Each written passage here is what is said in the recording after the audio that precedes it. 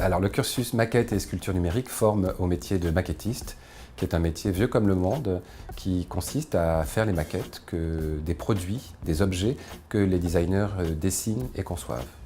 Alors nous, on sert à faire le lien entre la tradition et les nouvelles technologies essentiellement.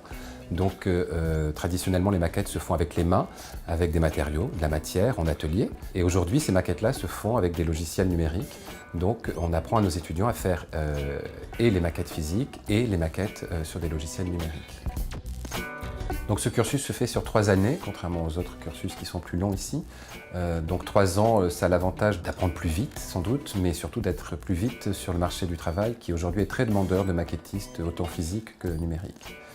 Donc ce cursus, c'est une première année tronc commun avec tous les autres étudiants de l'école et 2 années de spécialisation précisément en atelier et en laboratoire informatique sur les questions de la maquette.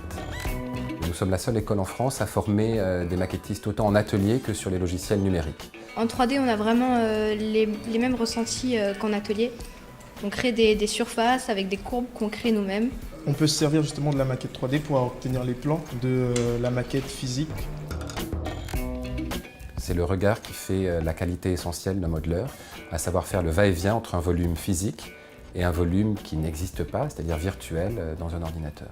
Donc je pense que le plaisir, il est d'abord avant tout de travailler avec ses mains et ensuite de vraiment savoir écouter la personne avec laquelle on travaille. Puisque le maquettiste travaille donc avec des designers qui dessinent essentiellement et donc il faut savoir écouter et lire un dessin bien sûr, mais écouter quelqu'un qui est en train de dessiner pour pouvoir apporter une touche formelle en tout cas à la proposition du designer.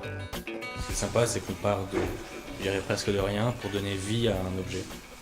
C'est agréable de voir son travail évoluer selon ses envies et sous nos yeux réellement, et sur nos mains en l'occurrence.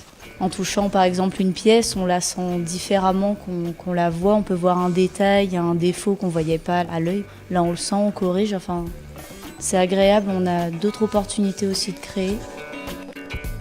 Ça demande d'être précis, patient, parce que des fois il y a des choses qui ne fonctionnent pas bien, qu'il faut refaire. Et enfin, je crois qu'il faut avoir envie d'expérimenter.